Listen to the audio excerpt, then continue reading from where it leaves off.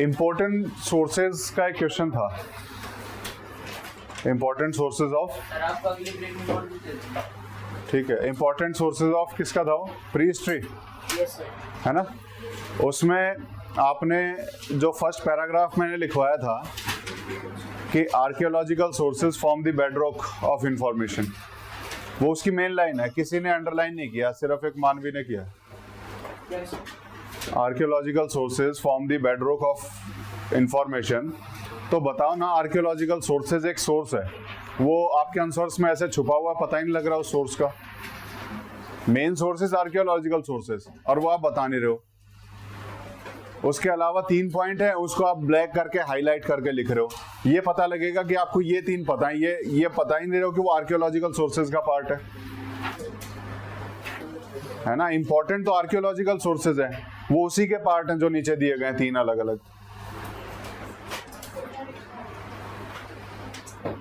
सिर्फ आपने अंडरलाइन किया और किसी ने नहीं किया उसको, ठीक है। तो आंसर्स जब पढ़ रहे हो तो एटलीस्ट एक इंप्रेशन जाना चाहिए, जो आप पूछा गया वो बताया कि नहीं बताया, वो मिसिंग था उसमें से। कीर्ति,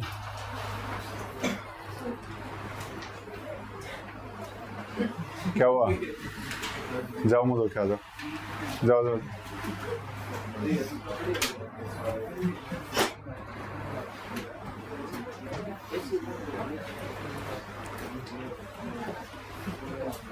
ठीक है, थोड़ा आंसर्स को ठीक से लिखो। अभी भी मतलब बताने के बाद भी बहुत सारे पॉइंट्स उसमें से मिस कर रखे हैं, इंट्रोडक्शन वाला पार्ट मिसिंग है, तो भी ठीक से नहीं लिख रहे हो। तो दोबारा से जिस इसको बोला है रीराइट करने के लिए, वो दोबारा से लिख के देंगे, ठीक है। चलो, कहाँ तक पढ़ा था हमने? वेदास पढ़ लिए थे। क्या पढ़ा था वेद में?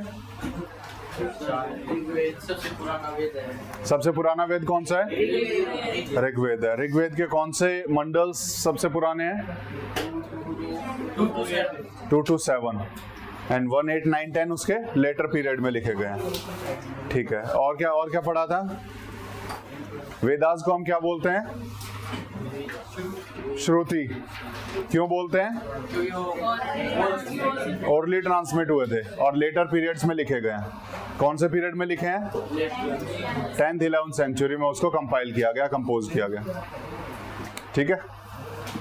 यही पढ़ा था इसमें, और इसमें कुछ था नहीं। और ये important sources for the polity, society, religion and philosophy of that period. उस पीरियड को समझने के लिए one of the important sources is archaeological sources, और सेकंड सोर्सेज वैदिक लिटरेचर। और वैदिक लिटरेचर हमें क्या बता रही है? ये सारी चीजें बताती हैं, पॉलिटी के बारे में, वहाँ की सोसाइटी के बारे में, वहाँ के रिलीजन के बारे में, और उनकी सोच क्या थी, फिलॉसफी क्या थी। ये सारी चीजें हमें उस सोसाइटी के बारे में पता लगता है थ्रू वैदिक लिटरेचर। ये हमने पढ़ा था, ये पढ़ा था ना, या ये कुछ और है पैराग्राफ जो हमने पढ़ा था उससे अलग है? पढ़ लिया था ना? हाँ। याद आ रहा है थोड़ा सा? हाँ, ठीक है। ये पढ़ा था? नहीं पढ़ा था, नहीं पढ़ा था, इसको पढ़ना था, है ना। चलो इसको पढ़ो, स्टार्ट फ्रॉम भूमिका। The main collection of Vedic hymns are called Samhitas. The Vedic Samhita is the earliest text. The Rig Veda is dated to between 1500 and 1000 BC. The Rig Veda contains 10 books. Books 2 to 7 are earliest, and the books 8, 1, 8 and 10 are signed to the later period. ठीक है, ये वैसे बता दिया था, पढ़ा नहीं था हमने, है ना। ये पढ़ा नहीं था क्योंकि संहिता वर्ड मैंने उस टाइम बताया नहीं था, है ना। संहिता वर्ड हमने उस टाइम पे मिस किया था। द मेन कलेक्शन ऑफ वैदिक hymns. What is hymns? Hymns क्या होते हैं?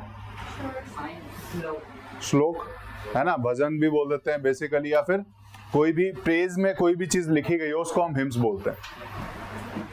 किसी के प्रेज में कोई भी चीज लिखते हैं तो उसे हम हिम बोलते हैं, हिम्स बोलते हैं। और इसको हम वैदिक लिटरेचर के हिसाब से पढ़ें तो दीज आर शुक्तास, इनको हम बोलेंगे शुक्तास।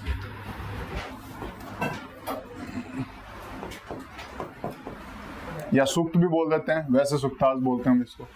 इंग्लिश में उसको थोड़ा सा ए लगाने की आदत होती है हमारे हर अक्षर में ना, शुक्तास।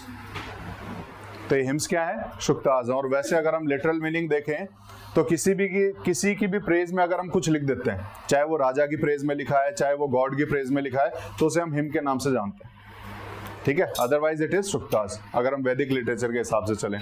तो वैदिक हिम्स आर कॉल्ड संहिताज। जो वेद में जो चाहे हिम्स कह लो, चाहे श्लोक कह लो, चाहे शुक्ताज लिखो, जो लिखे गए हैं, उन्हें हम क्या बोलते हैं? संहिता बोलते हैं। संहिता का मतलब क्या होता है? कलेक्शन। संहिता का मतलब क्या होता है? कलेक्शन, ठीक है ना। तो these are collection of some shlokas और कलेक्शन ऑफ सम हिम्स, उसको हम वैदिक लिटरेचर बोल रहे हैं। तो बहुत सारे हिम्स का कलेक्शन है वो, तो that is Samhita. The Rigvedic Samhita is the earliest collection. सबसे ओल्ड है ऋग्वेद, ये ऑलरेडी पढ़ चुके हैं। Oldest is Rigveda. देन उसके बाद Rigveda is dated to between 1500 to 1000 BC and this is the early Vedic period. 1500 to 1000 BC कौन सा पीरियड है? अर्ली वैदिक पीरियड है। और इसके बाद 1000 से लेके 500 तक का लेटर वैदिक पीरियड है। तो यहाँ पे जो अर्ली वैदिक पीरियड है, इसमें कौन कौन से लिखे हैं? वैसे तो ऋग्वेदा कंटेन्स 10 बुक्स, और ये बुक को हम क्या बोलेंगे? मंडल। इन बुक को हम मंडल के नाम से जानते हैं, मंडल्स, ठीक है ना। तो ऋग्वेदा हैज 10 मंडल्स, ऋग्वेदा हैज 10 मंडल्स। और वहीं पर the book 2 to 7 are the earliest, और जो सबसे पहले लिखी गई थी वो कौन सी थी? 2 to 7, जो इस पीरियड में लिखी गई है 1500 to 1000 BC में लिखी जाने वाले जो मंडल्स थे वो 2 to 7 थे। और जो 1 है, 8 है, 9 है, ये लेटर वैदिक पीरियड में लिखे गए। ये कौन से पीरियड में कंपोज हुए हैं? लेटर वैदिक पीरियड में। 1, 8, 9, 10 are assigned to the later period, ठीक है। ये ऑलरेडी वैसे तो कर चुके थे, बता चुका था इतनी सारी चीजें। अब उससे आगे पढ़ो आगे। Samhitas are ritualistic texts and they explain the social and religious importance of rituals. Each Samhita has added texts called Brahmans, which have commentaries on the hymns, हाँ हिम्स कह लो, हिम्स कह लो, ठीक है, दोनों चीजें। and rituals. Each Brahman has Aranka forest text and an Upanishad. The Arankas contain mystical ritual instruction to be undertaken in secret by the sages who live in the forest. Upanishads deal with philosophical inquiries. ठीक है। ये जो संहिता, बैठ जाओ, ये संहिताज हैं। संहिता क्या है? वैदिक लिटरेचर, जो वैदिक टेक्स्ट है उसे हम संहिता बोल रहे हैं, है ना। वैदिक लिटरेचर को हमने संहिता बोला है। This Samhitas are ritualistic text. मतलब क्या हुआ? इसके अंदर क्या लिखा हुआ है? रीति रिवाजों के बारे में लिखा हुआ कि किसी भी चीज को कैसे करना है। कोई भी रिचुअल है, जैसे मैरिज है तो मैरिज फंक्शन कैसे होगा, तो उनके रिचुअल्स इसमें लिखे हुए हैं, ठीक है ना। कोई भी भोज करना तो भोज कैसे होगा, उसके रिचुअल्स कैसे होंगे, तो वो सारी चीजें कहाँ लिखी होंगी? संहिताज में। तो संहिताज आर रिचुअल टेक्स्ट। उन रिचुअल्स के बारे में बताया हुआ, परंपराओं के बारे में बताया, उन विधि विधानों के बारे में बताया हुआ इसके अंदर, ठीक है ना, कि किस तरीके से कोई चीज, कोई फंक्शन किया जाएगा। तो this is ritual text and they explain the social and religious importance of the rituals. और उसके साथ साथ उस रिचुअल की, उस प्रोसेस की इंपॉर्टेंस क्या है वो भी साथ में ही एक्सप्लेन करते हैं कि ये चीज की जा रही है तो क्यों की जा रही है। तो उसकी इंपॉर्टेंस भी उसी के साथ साथ जुड़ी है, चाहे वो सोशल इंपॉर्टेंस हो या फिर रिलीजियस इंपॉर्टेंस हो, उन दोनों को इन्होंने साथ में ही बताया हुआ है संहिता में। Each Samhita has added text called Brahmanas. हर एक वेद में अगर हम देखें तो हर एक वेद में कोई ना कोई ब्राह्मण जुड़ा होगा। हर एक वेद से कोई ना कोई आपको ब्राह्मण जुड़ा हुआ दिखाई देगा, ठीक है। यह मैं लिखवाऊंगा बाद में, ठीक है। एज सच अभी बुक में तो आपको नेसेसरी नहीं है, लेकिन फ्यूचर में कभी वैदिक लिटरेचर से कुछ आता है कॉम्पिटिटिव एग्जाम में तो कई बार पूछ लिया जाता है कि किस वेद से कौन सा ब्राह्मण जुड़ा हुआ है, किस वेद से कौन सा उपनिषद जुड़ा हुआ है, किस वेद से कौन सा उपवेद जुड़ा हुआ है, ठीक है ना। ये 2-4 चीजें हैं जो मैं आपको लिखवा दूंगा बाद में, ठीक है। तो यहाँ पर हर एक वेद के साथ कोई ना कोई ब्राह्मण जुड़ा हुआ है, कोई भी एक ब्राह्मण उसमें होगा। और ब्राह्मण है क्या? अगर हम ब्राह्मण से अगर इसमें देखें तो ब्राह्मण क्या है? These are the commentaries on the Vedas. These are commentaries on the Vedas. जो वेद में लिखा हुआ है उसको एक्सप्लेन किया गया है इन द ब्राह्मण्स। वेद में क्या लिखा है उसको समझने के लिए we need Brahmanas, we need Brahmanas, ठीक है ना। तो वेद में क्या क्या लिखा है उसी के ऊपर कमेंट्रीज, उसी के ऊपर एडिशनल टेक्स्ट, उसी को एक्सप्लेन किया गया है इन द ब्राह्मण्स। ठीक है, तो वेदों का एक्सप्लेनेशन कहां पर है? ब्राह्मण्स में। ठीक है, तो these which have the commentaries on the hymns and rituals which are written in the Vedas. तो ये जो ब्राह्मण्स हैं इसके अंदर क्या है? कमेंट्रीज हैं on the hymns and rituals which are written in the Vedas. Clear है? आगे चलें।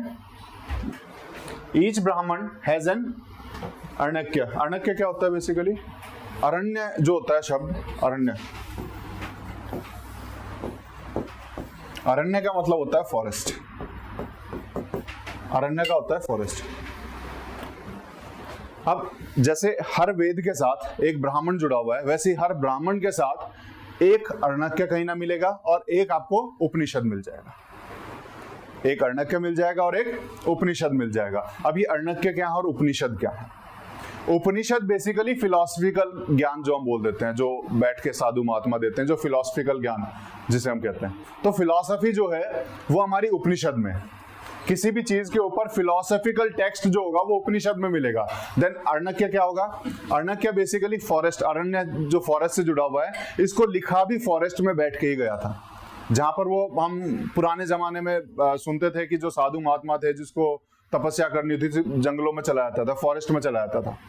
तो इसमें वही मेडिटेशन के बारे में बताया गया है कि फॉरेस्ट में जाकर के किस तरीके से ध्यान लगाना है, किस तरीके से मेडिटेट करना है। तो वो हमारा अर्णक्य में मिलता है कि किस तरीके से स्पिरिचुअलिटी आपको गेन करनी है। तो स्पिरिचुअल टेक्स्ट हमें कहाँ मिलेंगे? अर्णक्य में मिलेंगे। स्पिरिचुअल टेक्स्ट कहाँ मिलेंगे? कि how to attain this spirituality, वो सब हमें कहाँ मिलेगा? अर्णक्य में। क्योंकि वहां पर जाकर के शांति से अपना बैठो और तपस्या करो, ये सारी चीजें, मतलब एक एकांत में बैठ करके कैसे उन रिचुअल्स को किया जाएगा, कैसे हम बेसिकली आध्यात्म की तरफ जाएंगे, जिसको अगर हम वैसे कहें तो आध्यात्मिक ज्ञान जिसे हम कहेंगे, दैट इज रिटन इन अर्णक्य। ठीक है, तो आपको इनमें एक बेसिक ये आइडिया होना चाहिए कि किसके अंदर क्या है। तो अर्णक्य क्या है? These are forest text and then Upanishad. ये सब किससे जुड़े हुए हैं? ब्राह्मण से जुड़े हुए हैं। The Arnakya contain mystical ritual instructions. Mystical क्या होगा? वही जो आध्यात्मिक जो मैंने बताया, ठीक है ना। तो उसको कैसे अटेन करना है, तो उसके रिचुअल्स, उसकी प्रोसेस, वो हमें किस में मिलेगी?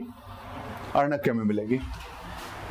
To be undertaken in secret by the sages. और ये इसको प्रोसेस करने का तरीका क्या है? एकांत में बैठना है, सीक्रेट में बैठना है। और जो संत जो फॉरेस्ट में रहते थे वो जिस तरीके से करते थे उसको एज इट इज इन्होंने अर्णक्य में लिख दिया।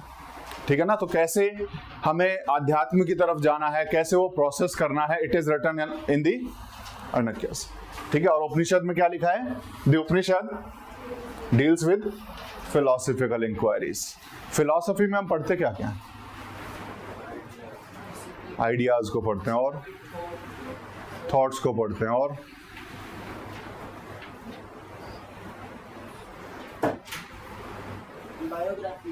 बायोग्राफी, वो सारी चीजें जो हम सिर्फ शब्दों में बोलते हैं लेकिन देखते नहीं उन चीजों को, है ना। वो सारी फिलॉसफीज हैं जो बोलते हैं ना कई बार कि ये ज्ञान मत दो, वो फालतू का जो ज्ञान होता है। ठीक है ना। कई बार किसी से पूछ लो व्हाट इज लव, तो लव के ऊपर जो लेक्चर दे जाएगा दैट इज फिलॉसफी। देखा नहीं है किसी ने व्हाट इज लव, लेकिन उसके ऊपर लेक्चर दिया जाएगा that is philosophy. What is hate, उसके ऊपर कोई लेक्चर दिया जाएगा that is philosophy. Philosophy is made up of philos and sophy. Philos का वर्ड होता है नॉलेज। फिलोज जो हम बेसिकली वर्ड है उसका मीनिंग होता है लव, और सोफी होता है नॉलेज, सोफोस जिसे हम कहते हैं। तो लव टुवर्ड्स नॉलेज या फिर नॉलेज के प्रति जो जाता है दैट इज फिलोसोफर, है ना। तो यहाँ पर वो हर एक उस चीज को जिसको हम इमोशनल भी कह सकते हैं या उस टाइप का जो भी हमारी नॉलेज होती है वो हमें कहाँ मिलती है? That is found in philosophies. ठीक है ना। तो फिलॉसफी किससे डील करती है? एक आइडिया थोड़ा सा होना चाहिए जब हम फिलॉसफी बोलते हैं, तो किसी भी चीज के बारे में जो एक्स्ट्रा चीजें बताई जाती हैं दैट इज फिलॉसफी। ठीक है। तो हमारा सबसे ऊपर हो गया वेद, हर वेद के साथ ब्राह्मण, ब्राह्मण में आपको अर्णक्य मिलेगा और उपनिषद मिलेगा। Aranyaka deals with mystical ritual instructions and this Upanishad deals with philosophical inquiries. ठीक है। एक बेसिक सा फ्रेमवर्क यहाँ पर बना लेना कि वेद, वेद के नीचे ब्राह्मण, ब्राह्मण के नीचे आपका Aranyaka and Upanishad. This deals with आपका मिस्टिकल रिचुअल्स और फिर ये उपनिषद डील्स विद फिलॉसफी। एक इस टाइप से एक ग्राफ टाइप बना लोगे तो that becomes easier to understand. आपको ये पैराग्राफ पढ़ने की जरूरत नहीं पड़ेगी फिर। क्या सेजेस, संत जो होते हैं, जो सब कुछ छोड़ के त्याग कर चले जाते हैं, एसेटिक लाइफ जो जीते हैं, सेजेस।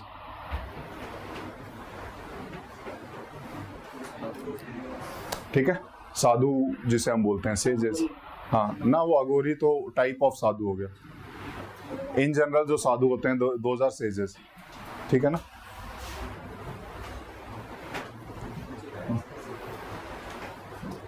पढ़ो आगे।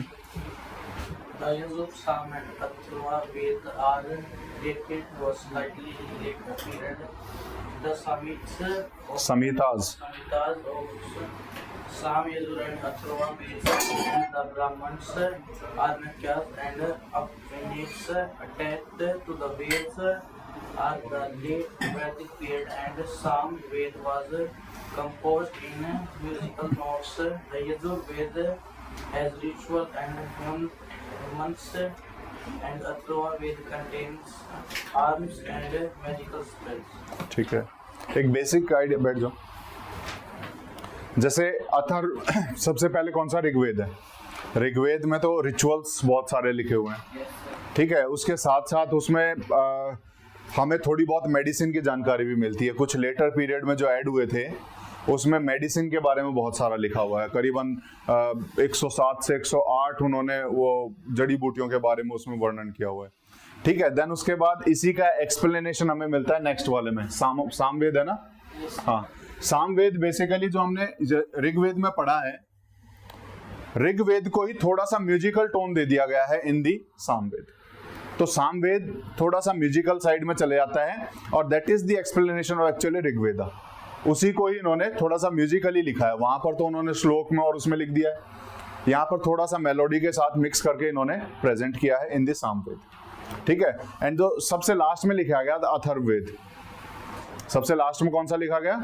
अथर्ववेद में तो सब वो हैं, वो जादू टोना और ये सारी चीजें जो होती हैं। ठीक है ना। तो उस टाइम तक सोसाइटी हमारी किस लेवल पे जा चुकी थी, that shows by the that can be seen by the Atharvaveda, कि किस टाइम तक जादू टोना हमारी सोसाइटी में आ चुका था। कहाँ से हम शुरू हुए थे ऋग्वेद से, जहां हम सिर्फ सिंपल रिचुअल्स की बात कर रहे थे, और कैसे जादू टोने तक पहुंच गए हैं। वो एक सीरीज बता रहा हमारी सोसाइटी की, सोसाइटी कहाँ से कहाँ पहुंची। और इसीलिए जब हम अथर्ववेद पढ़ेंगे कि इस टाइम तक सोसाइटी में बहुत ज्यादा जादू टोना और ये सारा लोगों को डराना ये सब हो चुका है, उसी के जस्ट नेक्स्ट आप देखोगे अगले 100-200 सालों में फिर हमें अलग से रिलीजन में पार्टीशंस दिखाई देंगे। क्योंकि जब भी रिलीजन क्या हिस्ट्री में जब भी आप देखोगे कोई भी चीज एक एक्सट्रीम पे पहुंचेगी, ब्रेक होके उसी के डिवीजन हो जाएंगे। ऐसे ही रिलीजन में भी चलेगा, रिलीजन एक एक्सट्रीम तक पहुंचेगा, ब्रेक होगा, डिवीजन हो जाएंगे। अब यहाँ पर जैसे ही अपनी एक्सट्रीम में पहुंचेगी और लोग ज्यादा ही दुखी हो जाएंगे, फिर इसमें से अलग अलग धर्म निकलने शुरू होंगे। फिर हम पढ़ेंगे जैन धर्म और बौद्ध धर्म। जब हम यहाँ देखेंगे कि किस तरीके से बहुत बुरा हाल हिंदू धर्म का या फिर इस प्रोसेस का हो चुका है जो ये फॉलो करते आए थे, और उसके बाद फिर इन्हीं में से कुछ लोग आएंगे बोले नहीं हमें प्रोसेस तुम्हारी समझ में नहीं आ रही, ये हम सिंपल करते हैं इसको, और फिर वो एक बुद्ध की तरफ चले जाएगा, एक जैन धर्म की तरफ चले जाएगा। तो इस तरीके से इसी धर्म में से फिर दो अलग अलग चीजें, दो अलग अलग डायरेक्शंस निकलती दिखाई देंगी। ठीक है, तो एक सीक्वेंस है कहाँ से शुरू हुए और कहाँ तक हम पहुंचे, और फिर उसके बाद कैसे डिवीजन होगा। द यजुर, साम एंड अथर्ववेदास डेटेड स्लाइटली, मतलब लेटर वैदिक पीरियड के हैं तीनों, क्योंकि ऋग्वेदिक देखें तो वो अर्ली वैदिक पीरियड का था, 1500 to 1000 BC, और ये 1000 के बाद लिखे गए हैं। 1000 to 500 BC में हमारे बाकी 3 वेदास लिखे गए। द संहिता ऑफ साम, यजुर और अथर्ववेदास and the Brahmana, Aranyaka and Upanishad attached to Vedas are later, यही सेम बात है। ये बेसिकली लेटर वैदिक पीरियड में ही सारी चीजें इसके साथ अटैच की गई। ठीक है, अर्ली वैदिक में तो खुद ही नहीं लिखे गए थे, तो इनकी ये चीजें कहाँ से आई थी पहले। ठीक है, तो ये सब कब ऐड की गई है? इन दी लेटर वैदिक पीरियड, इन दी लेटर वैदिक period. The Samaveda composed in musical notes. Samaveda basically is an explanation of Rigveda, और ऋग्वेदा को ही थोड़ा सा म्यूजिकल टोन में इन्होंने लिख दिया है। देन उसके बाद Yajurveda has rituals and hymns. Yajurveda में फिर से वो रिचुअल्स वगैरह, वो जो कौन सा यज्ञ करते थे, महाभारत में भी बहुत सारे यज्ञ के नाम सुने होंगे आपने। नहीं, जिसमें वो घोड़ा दौड़ा देते थे लास्ट तक। हाँ, उनके नाम थे, वो यज्ञ के नाम है उनके कुछ, ठीक है ना। वो सारे रिचुअल्स और वो सारी चीजें हमें यहाँ से दिखाई देंगी। तो वो रिचुअल्स वगैरह डेवलप होने शुरू होंगे, जो बहुत ज्यादा एकदम स्ट्रिक्ट टाइप के रिचुअल्स हो जाएंगे। पहले बहुत कैजुअल से रिचुअल्स होते थे, लेकिन यहाँ पे बहुत स्ट्रिक्ट से हमें रिचुअल्स होते हुए दिखाई देंगे। फिर उसके बाद अथर्ववेद, इसमें क्या है? Charms and magical spells. क्या है चार्म्स? चार्म्स और मैजिकल स्पेल्स क्या होते हैं? जादू टोना जो बोलते हैं, these are charms and magical. Charms क्या है? Related to magic. और स्पेल्स क्या है? उसको करने के लिए जो बोला जाए, चार्म्स एंड मैजिकल स्पेल्स। तो ये हमें कहाँ दिखाई देंगे? अथर्ववेद में। तो जादू टोने वाली बातें शुरू हो जाएंगी यहाँ तक आते आते, ठीक है ना। किस तरीके से डीजनरेशन हो रहा है एक रिलीजन का, तो वो हमें प्रोसेस दिखाई देगा, ठीक है। इवन जो अगर हम ऋग्वेदा पढ़ें तो अर्लीस्ट जो ऋग्वेदा, जो हमारे 2 to 7 मंडल थे, वो जब कंपोज हो रहे थे उस टाइम तक ना तो जाति सिस्टम कुछ बना था, ना ही वर्णा सिस्टम बना था। लेकिन लेटर पीरियड में जो मंडल ऐड हुए इन द ऋग्वेदा, उनमें हमें जाति और वर्णा, जाति का तो फिर भी नहीं मिलता, वर्ण सिस्टम का हमें उस टाइम पे उसमें थोड़ा बहुत नॉलेज मिलता है कि हाँ वर्ण सिस्टम कुछ होता था। तो वो भी लेटर वालों में ऐड किया गया था, अर्ली में तो वो भी नहीं था, ठीक है। तो अर्ली सोसाइटी को हम कह सकते हैं बड़ी ही इगैलिटेरियन इक्वालिटी वाली सोसाइटी थी, कि सबको इक्वल समझा जाता था उस टाइम पे, ठीक है। और जैसे अभी हमने पढ़ा शुरुआत में, इस जब वैदिक लिटरेचर पढ़ रहे थे तो हमने देखा था इसकी लैंग्वेज क्या थी? लैंग्वेज ऑफ वैदिक लिटरेचर वैदिक संस्कृत, वैदिक संस्कृत। और ये वैदिक संस्कृत कुछ ही सोसाइटी का कुछ पार्ट तक लिमिटेड रह जाएगी। ये वैदिक संस्कृत सब लोगों तक पहुंचेगी नहीं। इसलिए भी हम बाद में जैनिज्म और बुद्धिज्म का राइज देखेंगे कि ये लोगों को समझ में ही नहीं आ रहा, तो फायदा क्या है इसका। और इसीलिए फिर हम देखेंगे कि जो जैनिज्म और बुद्धिज्म की जो लिटरेचर है वो लोकल लैंग्वेजेस में लिखी गई, ताकि लोगों को वो समझ में आए, ठीक है ना। तो वो इसके बिल्कुल अपोजिट चलेंगे, क्लियर है। तो दिस इज वैदिक लिटरेचर जो हमने बेसिकली अभी तक पढ़ा। देन उसके बाद जैसे इंडिया में वैदिक या वैदिक सिस्टम चल रहा था, एक वैदिक लिटरेचर से हमें पता लग रहा है कि एक वैदिक सोसाइटी हमारे यहाँ पर बनी हुई थी, जो कि रिचुअल बेस्ड सोसाइटी थी, जो बहुत ज़्यादा धर्म और कर्मों में विश्वास रखती थी। उसी तरीके से बाकी जगहों पे भी क्या चल रहा था, तो उसका एक एग्जाम्पल यहाँ पर दिया हुआ है, ज़ेंडा एवेस्टा, ठीक है ना। और ये भी एक, जैसे वेद है हमारे यहाँ पर, तो वैसे ही जोरोएस्ट्रियन होते हैं, उनके लिए ये एक लिटरेचर है ज़ेंडा एवेस्टा, ठीक है ना। किन के लिए है? जोरोएस्ट्रियंस के लिए, इनके लिए। जैसे हमारे लिए वेद हैं, इनके लिए ज़ेंडा एवेस्टा। और ये कहाँ थे जोरोएस्ट्रियन? आज के टाइम पे जो पारसीज होते हैं ना, तो उनको हम बेसिकली जोरोएस्ट्रियन बोलते थे। और इसका जो लोकेशन देखें तो अप्रोक्सीमेटली आपको ईरान में दिखाई देगा। कौन से एरिया में? ईरान में। तो मेसोपोटामिया वाले रीजन में आपको ये टेक्स्ट यहाँ पर दिखाई देगा, क्लियर है। तो यहाँ पर ज़ेंडा एवेस्टा पढ़ो। The Zend-Avesta is a Persian-Iranian text of Zoroastrianism. This book speaks about the land and gods of the people speaking the Indo-Iranian languages. It has references to the religions of northern and northwestern parts of India. It has terms which show linguistic similarity with the Vedas. This text is an indirect evidence that the early home of the Aryans goes outside the Indian subcontinent. ठीक है। Zend एवेस्टा is a Persian और Iranian text of जोरोएस्ट्रियनिज्म, ठीक है। जैसे यहाँ पर वैदिक culture होता था, वहाँ पर जोरोएस्ट्रियन टाइप का एक कल्चर डेवलप हो रहा था, और उनका जो टेक्स्ट था दैट इज ज़ेंडा एवेस्टा। कहाँ पर है? ऑलरेडी बता चुका हूँ, ईरान साइड में, ठीक है ना। आज के टाइम पे पारसीज जो होते हैं बेसिकली उसी का हम अर्ली वर्जन मान सकते हैं। This book speaks about the lands and God's of people speaking the Iranian Indo Iranian languages. तो किसके बारे में बता रहा है इस बुक में?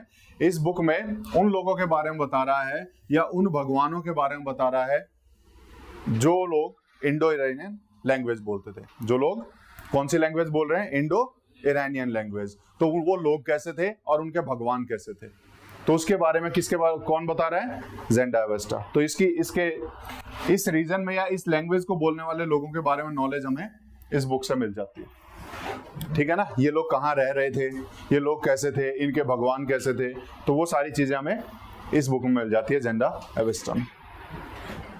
It has references to the regions of northern and north western part of India, और इसी बुक में हमारे इंडिया के नॉर्दर्न पार्ट हो गया, नॉर्थ वेस्टर्न पार्ट जो आपका इंडिया पाकिस्तान वाला यानी हड़प्पन सिविलाइजेशन जो उस टाइम पे चल रही थी, उस रीजन का इसमें हमें रेफरेंस मिल जाता है।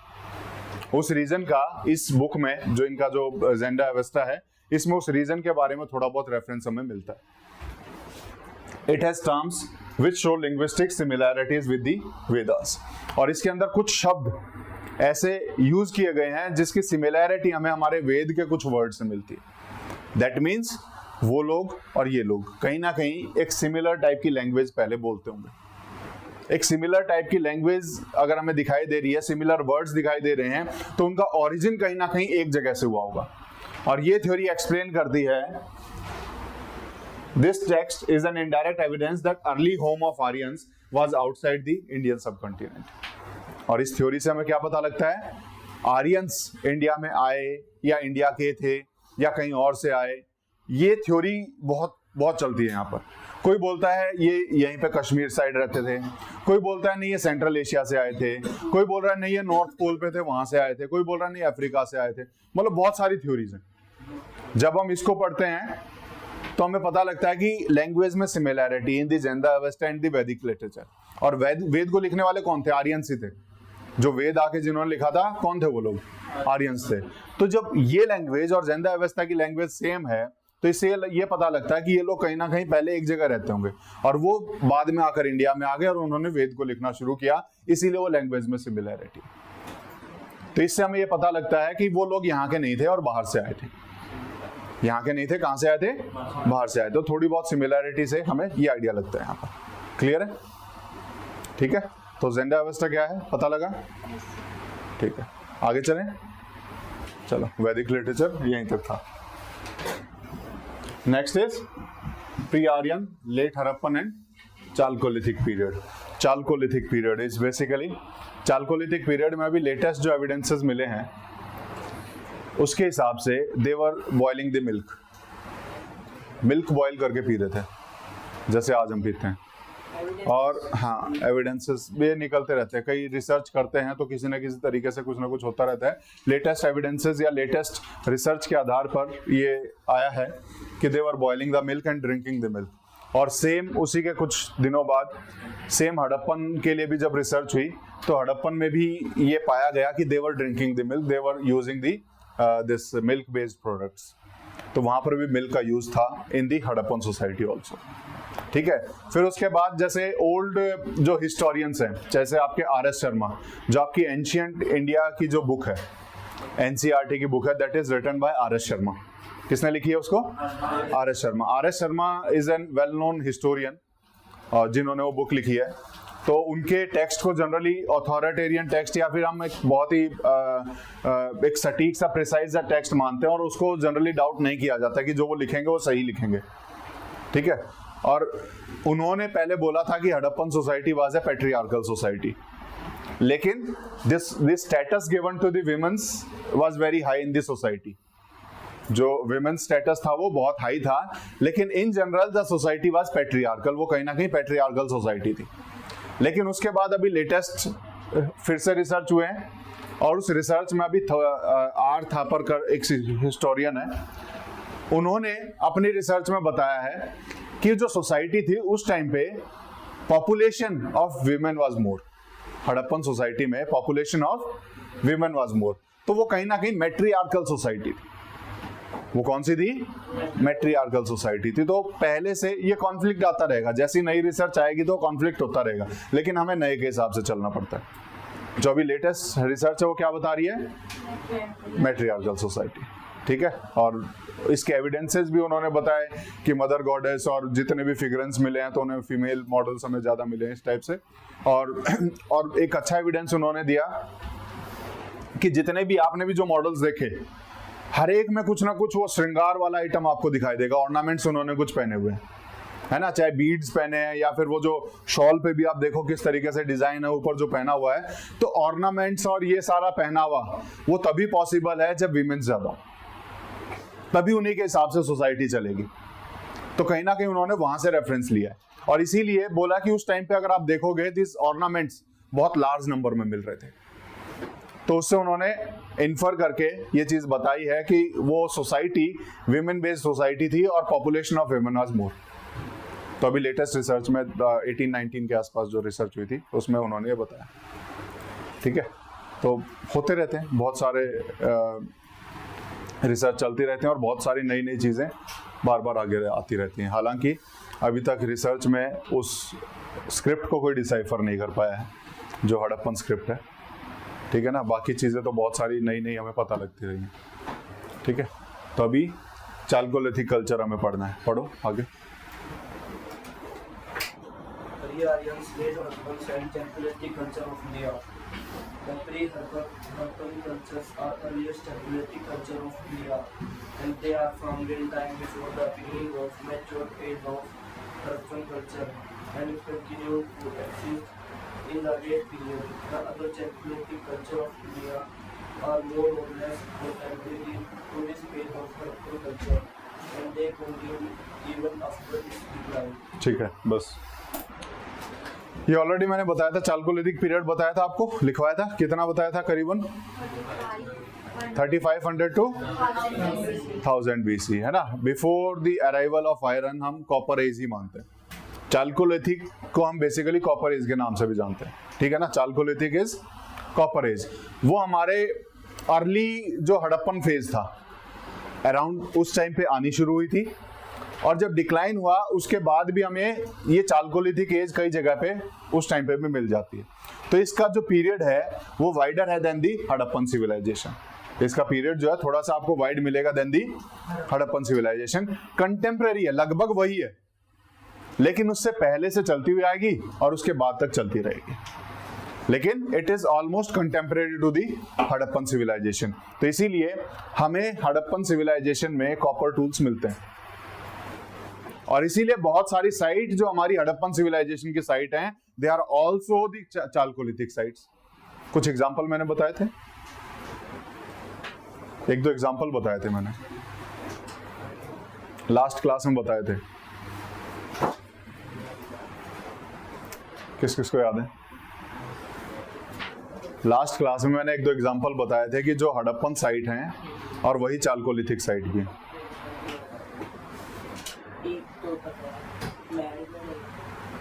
मेहरगढ़ नहीं बताया था मैंने, धोलावीरा भी नहीं बताया था, राखी गढ़ी भी नहीं बताया था, एक तो मैंने दैमाबाद बताया था, एक मैंने हड़प्पा बताया था। दैमाबाद इटसेल्फ जो कि आपकी हड़प्पन सिविलाइजेशन की साइट है वो चालकोलिथिक साइट भी है। हड़प्पा जो कि आपकी हड़प्पन सिविलाइजेशन की साइट है वो चालकोलिथिक साइट भी है। दोनों कंटेम्प्रेरी थे, इसीलिए कई बार हम कंफ्यूज कर जाते हैं। हड़प्पन सिविलाइजेशन को हम चालकोलिथिक एज भी लिख जाते हैं, चालकोलिथिक कल्चर भी लिख जाते हैं, बल्कि Harappan was related to the bronze age, वहां पर ब्रॉन्ज कल्चर चल रहा था। चालकोलिथिक उससे थोड़ा सा अलग था। उससे थोड़ा सा अलग होने के पीछे रीजन क्या है? यूज ऑफ कॉपर नहीं। Indus valley civilization was related to the civilize society, urban society, cities develop हुई थी। लेकिन चालकोलिथिक एज में आपको विलेजेस दिखाई देंगे। चालकोलिथिक एज में आपको क्या दिखाई देंगे?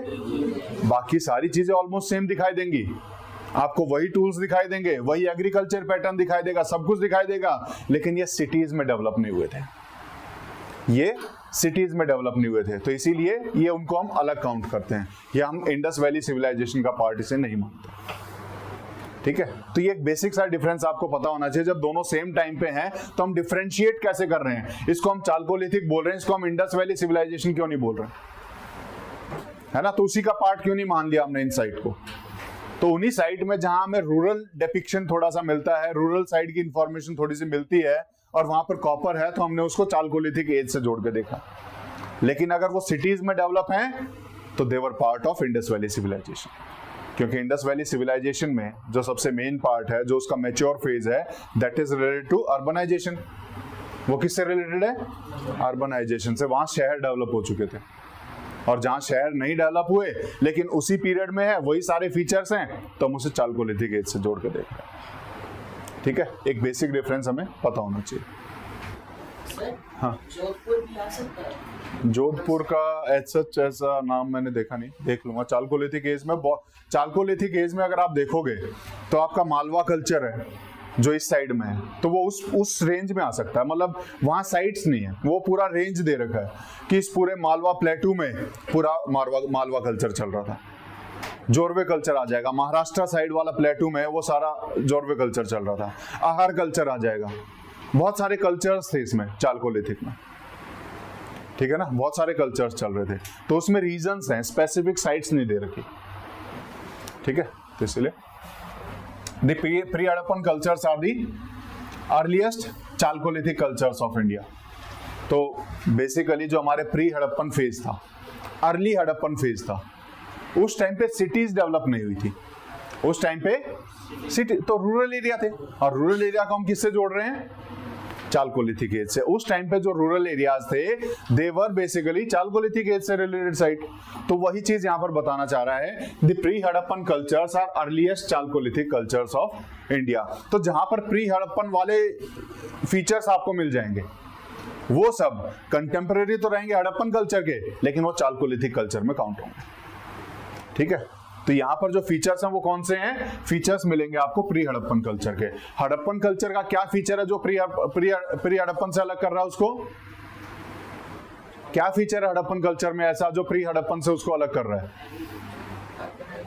अर्बनाइजेशन, सिटीज, शहर। यहां शहर बच चुके हैं, जहां शहर बसा वो हड़प्पन मैच्योर फेज में चला गया, लेकिन जहां शहर नहीं बस पाए हैं वो अभी प्री हड़प्पन कल्चर है। तो urbanization is the main point, जहां पर आप बताओगे कि ये हड़प्पन फेज का है कि प्री हड़प्पन फेज का। ठीक है, तो प्री हड़प्पन फेज को हम किससे जोड़ के देख रहे हैं? चालकोलिथिक कल्चर से जोड़ के देख रहे हैं।